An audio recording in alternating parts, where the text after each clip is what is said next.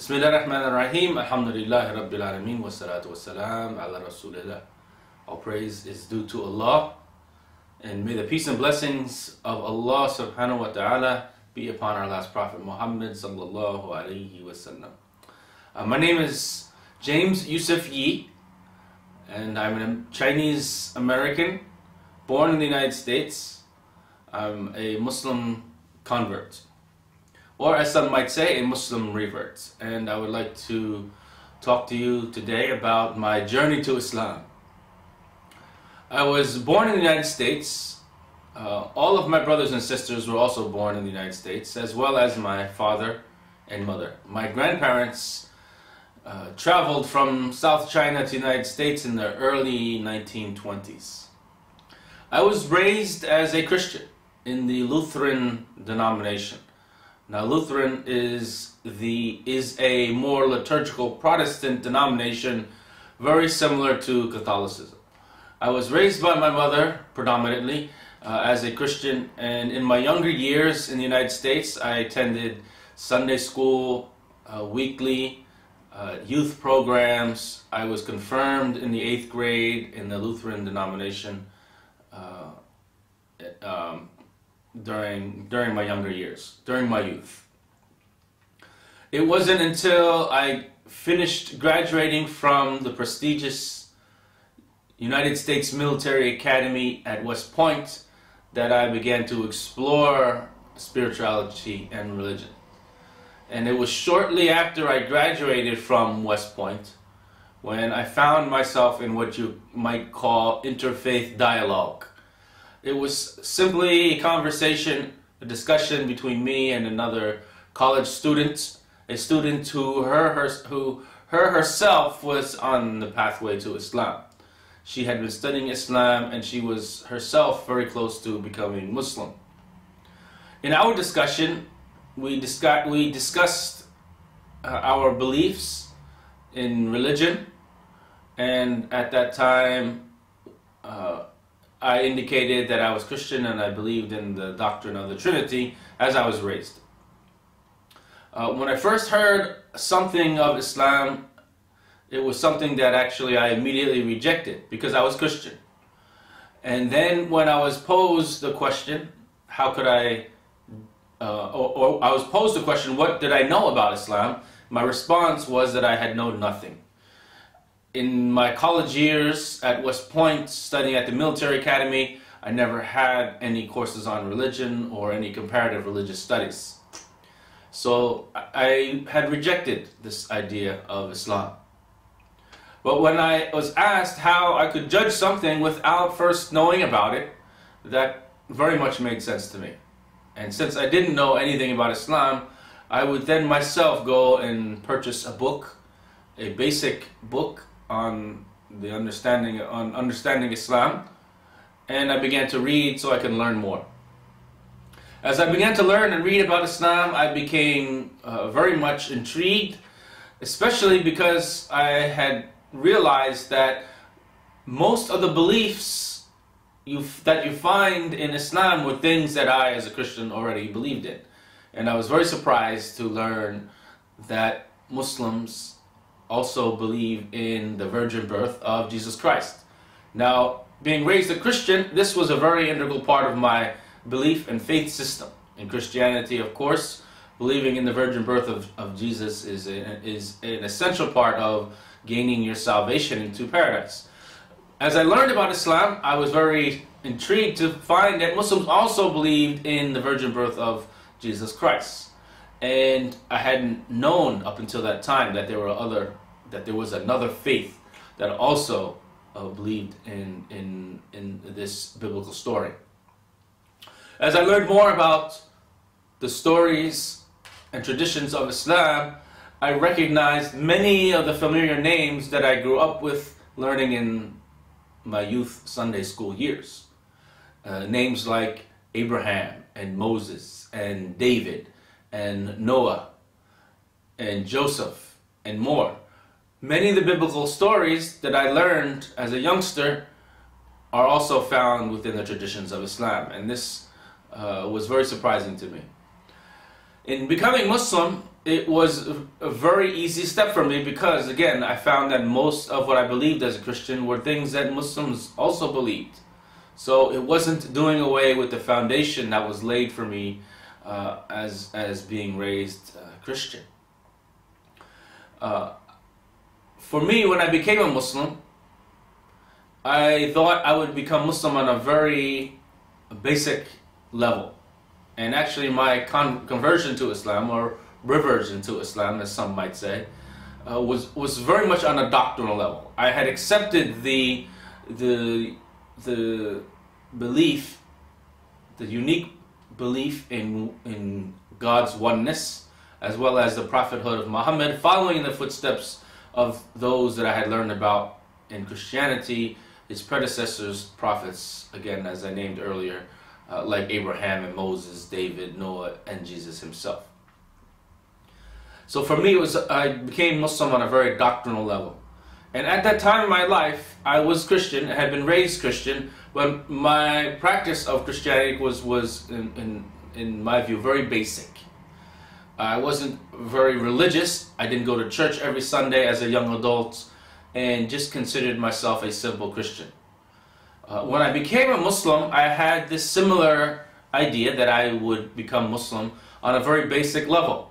I understood Muslims prayed 5 times a day, fasted Ramadan, made an intention to go and visit Mecca, as well as paying charity. But I also understood that more religious Muslims were those who made extra prayers during the evening, made extra prayers during Ramadan, maybe fasted not only during Ramadan but during other times of the year, and even made pilgrimage more than once. My idea of becoming Muslim was very basic. I would just be a simple Muslim, not a, quote, what you might call religious Muslim. But it wasn't until shortly after becoming Muslim that I was deployed as a young lieutenant in the United States Army to Saudi Arabia in the aftermath of the First Gulf War. I served as a Patriot missiles fire control officer and was sent to Saudi Arabia only 5 months after I had converted to Islam. When I got to Saudi Arabia, I found on the American compound, on the American base, military base, that there was a Saudi cultural center. But it was very much a Dawah center, a center in which people learned about Islam. Many American soldiers, many American GIs entered into this Dawah center, into this Saudi cultural center, and learned about Islam. And actually many of them became Muslim themselves. It has been said that maybe 5,000 or maybe 7,000 American troops became Muslim as a result of serving in Saudi Arabia and in the Gulf region during the First Gulf War in 1991 and 92. As a young Muslim, someone who had just converted to Islam 5 months earlier, I was also spending time in this Saudi Cultural Center. And in this Saudi Cultural Center, I also discovered an official military memorandum. A memorandum that was signed by 2 generals. It was signed by the Saudi general who hosted us on the Saudi Air Force Base, and it was signed by the American general who oversaw the troops in that particular region at the time. And this memorandum indicated that any American Muslims that were serving in the U.S. military that was in Saudi Arabia could actually receive what we call in the U.S. military a 4-day pass, 4 days off from our military duties so that we can go and visit Mecca. We were escorted to Mecca by Saudi citizens who worked in this Saudi Cultural Center on the American compound.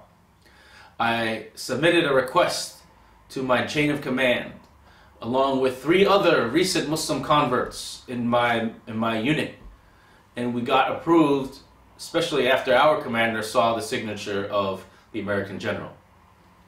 So after 5 months of having converted to Islam, I found myself already on my way to Mecca, making what we call a minor pilgrimage, an umrah.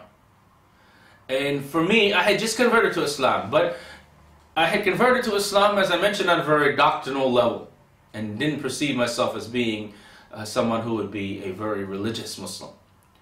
Still, in my mind, like in the minds of many people in the West and in America, the stereotypical view of who Muslims are is still in my mind, even though I had accepted the belief in one God and the prophethood of Muhammad, still in my mind, I believe the demographics of Muslims were mostly people who were Arab or from the Middle East or from South Asia, like from Pakistan or India, or possibly from the black communities in America known as the black Muslims. This was my impression of who Muslims were, and thought I could at least connect with them because I also now shared that new belief, that simple belief in one God. But I was very surprised when our bus rolled up to the gates of the Holy Mosque in Mecca. And as we stepped out of the bus, the first large group of Muslims that I came in contact with, or that I saw, were other East Asian Muslims from perhaps Malaysia or Indonesia, and had very much East Asian features that are similar to mine.